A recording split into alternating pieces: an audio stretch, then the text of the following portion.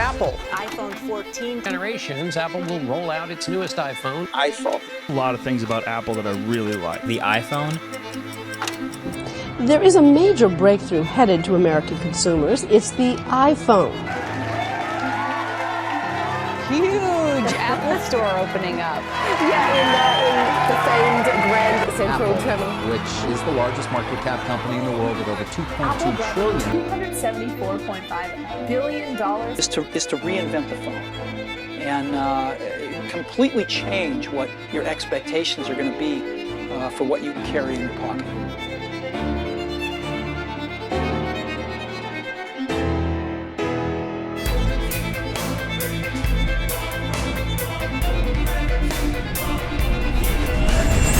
Do you remember back when the iPhone was first announced, and many prominent figures and media outlets were already predicting its downfall, even before they had a chance to see how the market would react?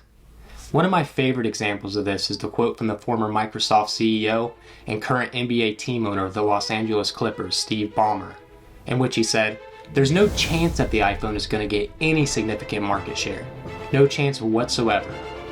Now, it's fair to say that nobody could have possibly predicted how wildly successful the iPhone would become years later, but have you ever wondered how Apple managed to get the iPhone to that point and turn it into the most popular smartphone in the world? Today, Apple is going to reinvent the phone. Phony pictures have turned up on the internet by the dozen. The real thing trumps them all. We've always defined ourselves by the ability to overcome the impossible. Now, the latest stats on the smartphone market share worldwide show that as of January 2023, Apple is ahead of all other smartphone manufacturers with almost a third of the global market share. And they're absolutely dominating in the United States with over 55% market share. But it hasn't always been that way. It comes from rather humble beginnings. Let me take you back in time for just a little bit. The year is 2007 and Steve Jobs is just getting ready to introduce the world to the most revolutionary product in the industry and drastically change how consumers interact with technology. At that time, smartphones were still in their infancy, and most people were using flagship phones that lacked the advanced features and capabilities of today's smartphones, such as a scrollable touchscreen with a large display and a dedicated app store. Now, Apple, and Steve Jobs in particular, saw an opportunity to disrupt the market with a revolutionary device that combined a phone, a music player, and an internet browser all in one. This is a day I've been looking forward to for 2.5 years. Today, we're introducing 3 revolutionary products. An iPod, a phone, and an internet communicator. An iPod, a phone. Are you getting it? These are not 3 separate devices.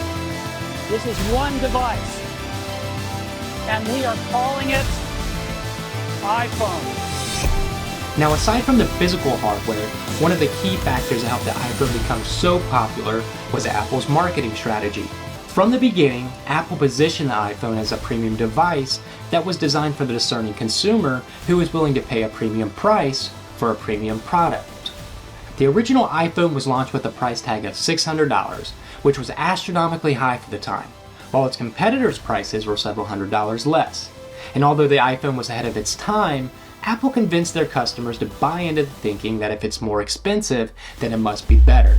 Now, this strategy worked, and it helped create an aspirational brand image that resonated with its consumers. Today, owning an iPhone is almost a status symbol, if you will, one of the haves and the have-nots. The brand of the iPhone is one that's aimed at signifying importance, wealth, and sophistication. Their ability to sway prominent influential figures across pop culture to promote the iPhone has only solidified its position in the smartphone hierarchy. To make the unknown known.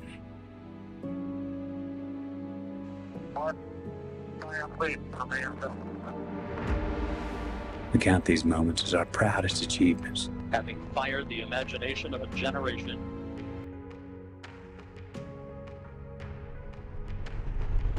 But marketing alone wasn't enough to make the iPhone a success. Apple also invested heavily in design and engineering to create a device that was not only beautiful, but also easy to use. The iPhone's user interface was intuitive and user-friendly, which helped it appeal to a broad range of consumers and not just tech enthusiasts. Additionally, Apple engineered and developed a whole line of products that are complementary add-ons and extensions to the iPhone. Think about the AirPods or the Apple Watch. Would these products even exist without the iPhone? Probably not.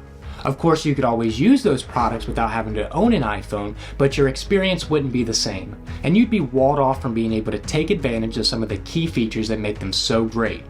These kinds of products were introduced with one goal in mind: to drive new users to the iPhone and enter the ecosystem. And speaking of ecosystem, another key factor in the iPhone's success was and is the ecosystem that Apple has built, all the way from the products we just talked about down to the apps and services they offer. Apple has spent so much time, money, and effort building up the infamous walled garden, with the iPhone being the main gateway for users to gain entry. This garden is strategically built in hopes to not only keep their users buying and using their products, but make the experience so great that it gives other phone users a fear of missing out. It's a story as old as time. Take iMessage, for example. How many times have you heard people get hazed or poked fun at just for having a green bubble in a group chat? I see this all the time, whether it's in my work group chat or ones in my personal life. And if it's happening here, then it's a safe bet to assume that it's happening everywhere. And of course, Apple methodically made this decision in order to peer pressure green bubblers into switching to iPhone.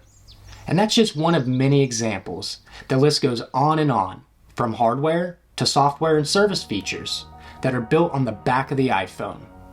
FaceTime, AirPlay, SharePlay, AirDrop, iCloud, AirTags, HomePods. Are you getting it? Ecosystems are nothing new.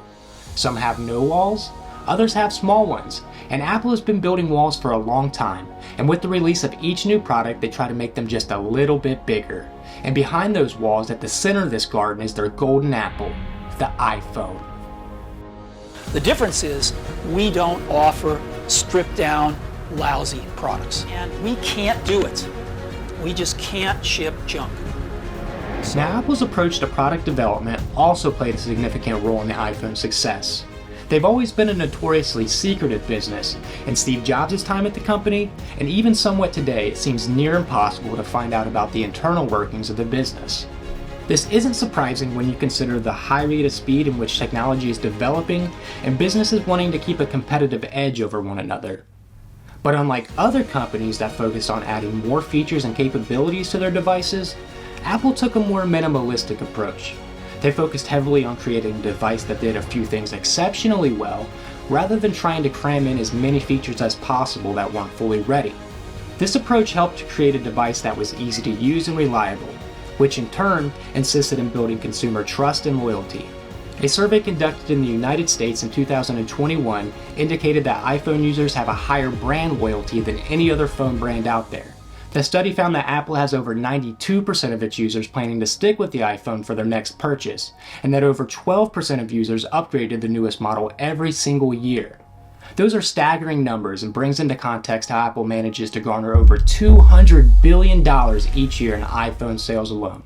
In conclusion, Apple's success with the iPhone can be attributed to a combination of factors, including a strong marketing strategy, a focus on design, a thriving ecosystem, and ongoing innovation and improvements.